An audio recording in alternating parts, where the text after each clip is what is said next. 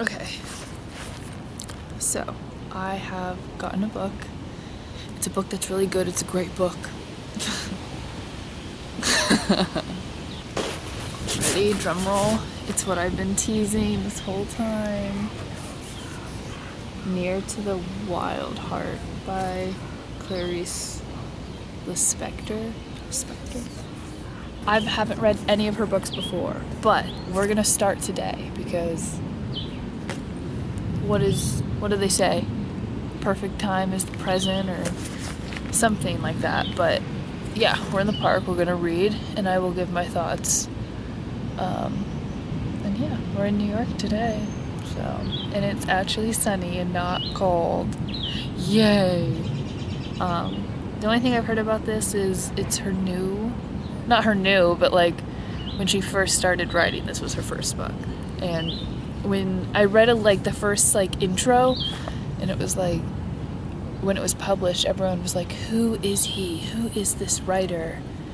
And I was like, it's me, Clarice, she. So, and it's like stream of consciousness kind of style writing that made her famous.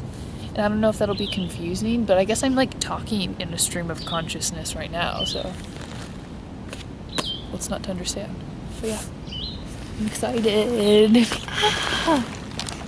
Also, I bought this camcorder for, like, it was lost in my building, but actually it was there the whole time. I just can't read, and it's like from like 2010, so I'm going back to my roots. I think it's fun, so I'm just playing with that.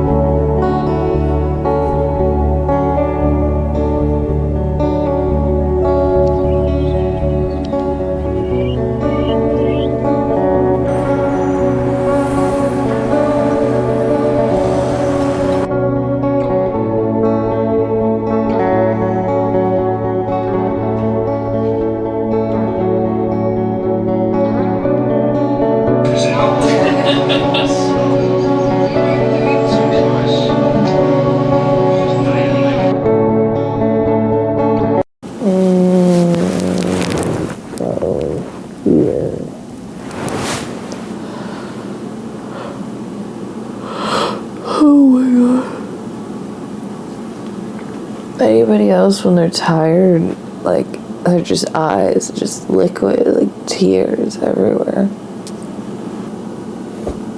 I can't believe she was 23 when she wrote this, and it took her like a few months. And it's like, she just seems so much smarter than anything I can even think of. And it's like, I'm a year older and haven't even come close to that level, being able to finish writing a book and make it sound perfect.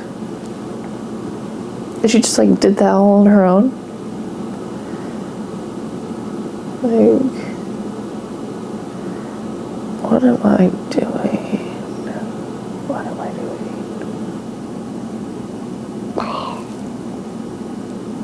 Maybe if I keep reading this, it'll like, I'll reach enlightenment and be able to finish the book I'm writing. But yeah. Oh my god. She glanced around, and the half-darkness was moist and panting. The teacher was like a large, neutered cat reigning over a cellar. What? does that mean? That's it, he declared. Looking at him, Jonah realized he was just a fat old man in the sun. His thinning hair unable to resist the breeze, his large body draped over the chair, and the smile, my God, the smile. What? Realized with surprise that not only then, but perhaps always, she had felt united with her, as if they both had something secret and evil in common. Ashamed, because they had never before entered the intimacy of their personal experiences. They had always understood one another outside of themselves. Fuck! How does a 23-year-old write this and I'm 24 and I can't even, think this? He met her gaze with indifferent, lukewarm eyes at first, and immediately afterwards bulked in anger, irritated. Yikes. Oh my God.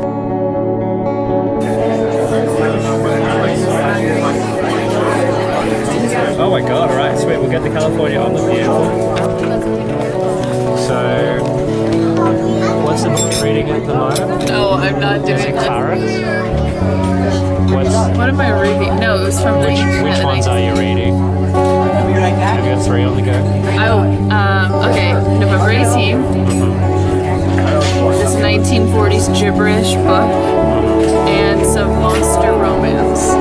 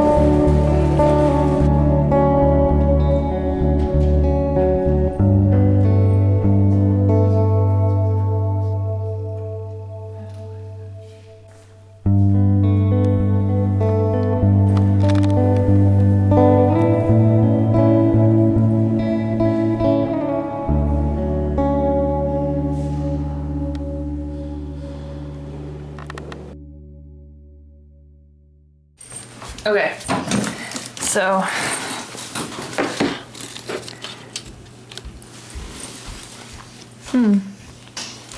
went into all some art galleries, got yelled at. One of the art galleries was a cult, news to me, but we're about halfway through Clarice, near to the Wild Heart, and I just feel stupid, reading this. Because it's so poetic and it's so beautiful, and I just feel like she is on a whole other level of consciousness that I can't even comprehend what she's saying. Just now, it was on page 101. How many times has she tipped the waiter more than necessary just because she remembered that he was going to die and didn't know it? Her heart was softly molded. With her ears, she knew that Ottavio, oblivious to everything, carried on in his regular beats, on his fatal path, the sea. Put it off, just put it off, thought Joanna, before she stopped thinking, because the last ice cubes had melted, and now she was sadly a happy woman. And I know, that just sounds absolutely beautiful, and I know that means something. Maybe, something about, fatality. But I don't, I need someone to explain what's going on. It's just, gibberish on gibberish, and I think, maybe that's the point, and like you're not supposed to like understand it fully, kind of like poetry. But I want to, like I want to understand. But I don't know, maybe this is just her style and I just need to get used to it. But I went to the bookstore and saw one of her short stories and the cover sold me, like I want to buy it. But yeah, that's kind of how I'm feeling right now, but we're gonna finish it. It's not much of a plot, but I don't think that's what it's supposed to be. But yeah, I'm gonna go dancing later, which will be fun. Crazy. You know, but it's this illusion of control that I think people desperately cling to, because I think the alternative is to say what we know to be true, which is there's so little you have control over, and there's so much shit you didn't see coming, you know?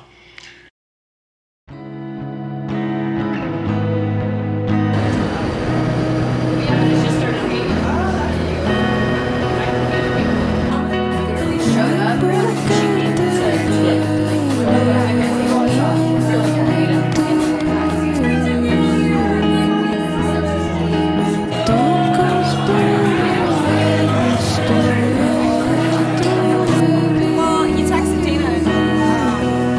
It's like, oh, I'm supposed to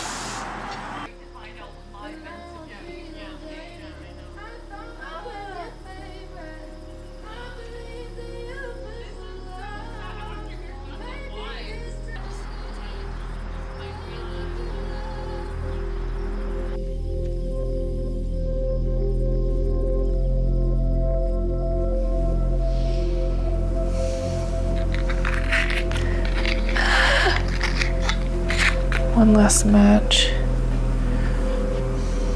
Oh my god, oh my god, oh my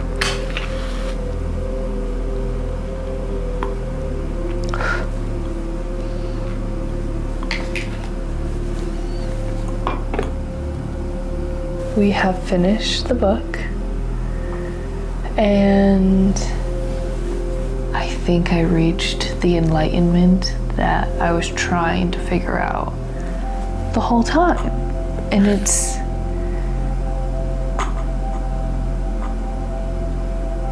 like you kind of just have to accept that it is like a stream of consciousness. It's just someone thinking, and there's going to be fluff, because not everything you think is right or like makes sense. Like it's not supposed to make sense. And then like you have these little fragments of like, oh, that's like some good stuff.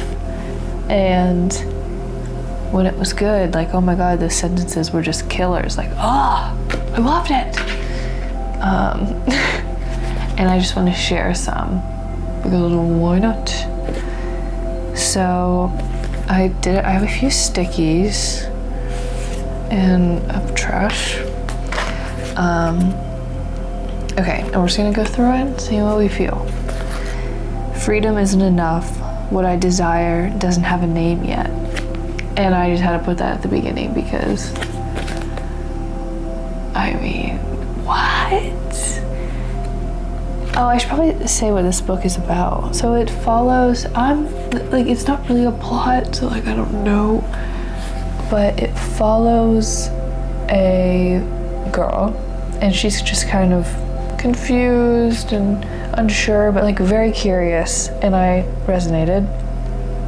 And part one is like her childhood, part two is kind of like her unhappy marriage, and her and her husband just don't connect, they can't communicate. And it's interesting. I almost felt like the husband at times, because he's like, I can't connect with you. Like, I thought you would teach me things. Like, I'd want to learn. She's like, what I know can't be taught. And I'm like, well, then what are we doing here? And there's like themes of like the sea, of death, of words, and of her being a viper, of evilness. I'm like, interesting. Yeah. Can't say I know what any of these themes mean beyond that, but they're there. Okay, so let's just go through it. I'd like to know, once you're happy, what happens, what comes next, she repeated. Obstinately? Don't know that word. The woman stared at her in surprise. What a thought. I don't think I know what you mean. What a thought. Ask it again in other words. Being happy is for what? I don't know. Besides, how could she tie herself to a man without allowing him to imprison her? How could she prevent him from developing his four walls around her body and soul? And was there a way to have things without those things possessing her? Oh my God. I don't think so. They talk about like her father dying, and she relates it to the sea. And I thought that was so interesting because it comes back and again and again and again. I'm like, what? But here. Now next to the sea, where the twinkling was a shower of water fish. Her father had died just as the ocean was deep. She suddenly understood. Her father had died just as one couldn't see the bottom of the ocean, she felt. She wasn't worn out from crying. She understood that her father had ended. That was all. That was all? That's everything. And her sadness was a big, heavy tiredness without anger. She walked along the immense beach with it. She looked at her feet, dark and thin with twigs, against the quiet whiteness where they sank in and from where they rose up rhythmically in a breath. She walked and walked. And there was nothing to be done. Her father was dead. Oh my God. That was so good. She talks about how she hates circles, but she likes lines. Like, these are the things we think of if we don't have like a phone to distract us. Like, it reminds me, these thoughts remind me of like when I was in school and like there was nothing I could do, and like I'm supposed to be learning math right now, but instead like I'm off thinking about circles and lines instead. Like here, circles were more perfect, less tragic, and didn't move her enough. Circles were the work of man, finished before death, and not even God could finish them better, while straight, fine, freestanding lines were like thoughts. I love it. She used to play at dreaming. I love daydreaming. It reminds me of the Beyonce song, like, why do you deny yourself pleasure? Like, why do you deny yourself? Whatever that song is. Why do you deny yourself heaven? Why do you consider yourself undeserving? Why are you afraid of love? Okay, wait, but that's not this. This is what she says. Those who deny themselves pleasure, who act like monks in any sense, it's because they have an enormous capacity for pleasure, a dangerous capacity, hence even greater fear. Only he who is afraid of shooting everyone keeps his guns under lock and key. All she knew how to do was live, because she had been born for the essential, to live or to die, and everything between was suffering for her. So is happiness suffering?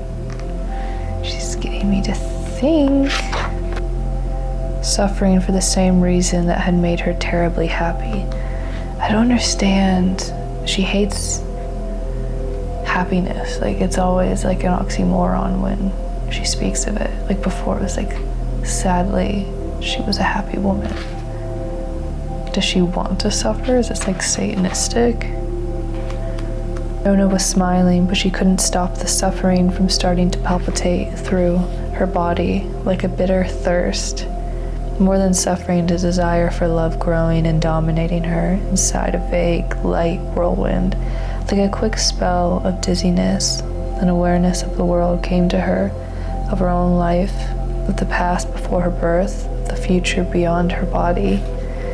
Yes, lost like a dot without dimensions, once a thought. I love that line. Of the past before her birth, of the future beyond her body. She had told him that when she was a child, she could spend a whole afternoon playing with a word, so he asked her to invent new ones. She had never wanted him as much as she did at those moments.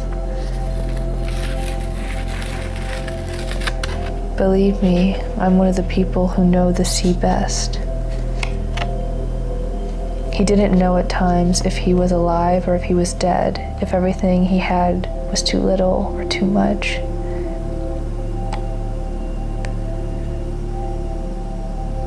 You know what I forget, this whole book reminds me of like the Mad Hatter. She is the Mad Hatter in Alice in Wonderland, where like, she's just in a whole other world of understanding. And it's like a backwards thinking, like happiness is suffering and suffering is happiness. And it just makes sense. Like this one line, I think it's next. Yes. It's so perfect. Okay. She lived her, oh my God, this other part. Wait, let me do this first. She asked herself many questions, but she could never answer herself. She'd stop in order to feel. How was a triangle born? As an idea first, or did someone come after the shape had been executed? Would a triangle be born fatally? Things were rich. She would want to spend time on the question, but love invaded her. Triangle, circle, straight lines, as harmonious and mysterious as an arpeggio. Where does music go when it's not playing? She asked herself, and disarmed, she would answer, may they make a harp out of the nerves when I die.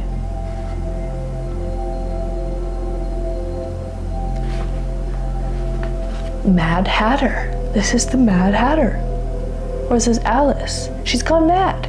This is the thing. This is the thing. How was a triangle born?